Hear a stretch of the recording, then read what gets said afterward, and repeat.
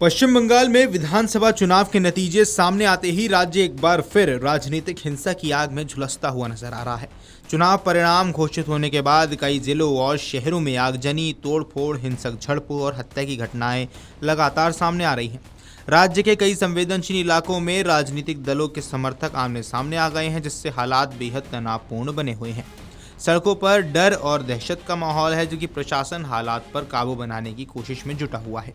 हिंसा की सबसे बड़ी घटना कोलकाता, आसनसोल, न्यू टाउन, बीरभूम और सिलीगुड़ी जैसे इलाकों से सामने आई है। चुनावी नतीजों के बाद कई जगहों पर राजनीतिक कार्यालयों में आग लगा दी गई, वाहनों में तोड़फोड़ की गई और कार्यकर्ताओं पर हमले हुए हैं। हालात इतने बिगड़ गए कि कई इलाकों में भारी पुलिस बल और केंद्रीय सुरक्षा बलों ने तैनाती कर दी है। राज्य में भड़की इस हिंसा के दौरान 2 लोगों की मौत की खबर सामने आई है। इसमें एक कार्यकर्ता बीजेपी से जुड़ा बताया जा रहा है, जबकि दूसरा कार्यकर्ता ऑल इंडिया तृणमूल कांग्रेस का बताया जा रहा है। दोनों घटनाओं के बाद राजनीतिक माहौल और ज्यादा गर्मा गया है। न्यू टाउन इलाके में भाजपा की एक विजयी रैली निकाली जा रही थी। इसी दौरान अचानक 2 गुटों के बीच विवाद शुरू हो गया और देखते ही देखते स्थिति हिंसक बन गई।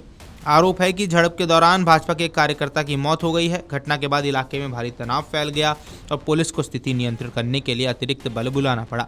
दूसरी तरफ बीरभूम जिले के नानूर इलाके में टीएमसी कार्यकर्ता अबीर शेख की बेरहमी से हत्या कर दी गई। टीएमसी नेताओं ने इस हत्या के लिए सीधे भाजपा कार्यकर्ताओं को जिम्मेदार ठहराया है। पार्टी का आरोप है कि चुनाव में हार के बाद भाजपा समर्थक हिंसा पर उतर आए हैं और अब बदले की राजनीति कर रहे हैं। हालांकि भाजपा ने इन आरोपों को पूरी तरह से खारिज कर दिया है। राज्य के कई हिस्सों में राजनीतिक प्रतीकों और दफ्तरों को भी निशाना बनाया गया है।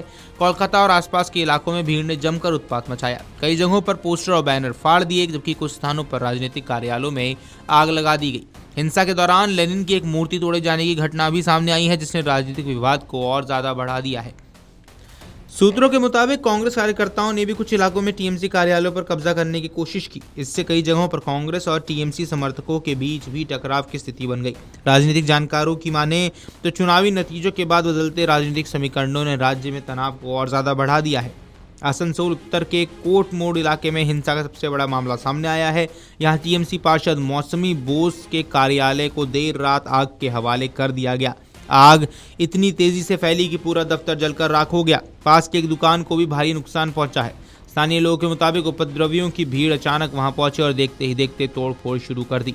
घटना की सूचना मिलते ही स्थानीय भाजपा विधायक कृष्णेंदु मुखर्जी मौके पर पहुंचे, जिन्होंने पुलिस और फायर ब्रिगेड को सूचना दी, जिसके बाद कई घंटों की मशक्कत के बाद आग पर काबू पाया जा सका। हालांकि तब तक दफ्तर पूरी तरह जलकर खाक हो चुका था।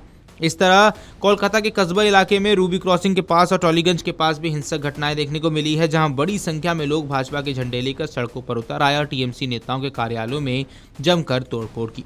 इन घटनाओं के बाद टीएमसी और भाजपा के बीच आरोप प्रत्यारोप का दौर तेज हो चुका है। पार्टी के नेताओं ने आरोप लगाया है कि भाजपा चुनाव जीतने के बाद खुलेआम हिंसा फैला रही है। उनका कहना है कि भाजपा समर्थक टीएमसी कार्यकर्ताओं और नेताओं को निशाना बना रहे हैं और डर का माहौल बनाने की कोशिश कर रहे हैं। Video desk Amarujala dot com. अगर आप ये वीडियो YouTube पर देख रहे हैं तो हमारे चैनल को सब्सक्राइब कर बेल आइकन दबाएं और Facebook पर देख रहे हैं तो हमारे पेज को लाइक करें।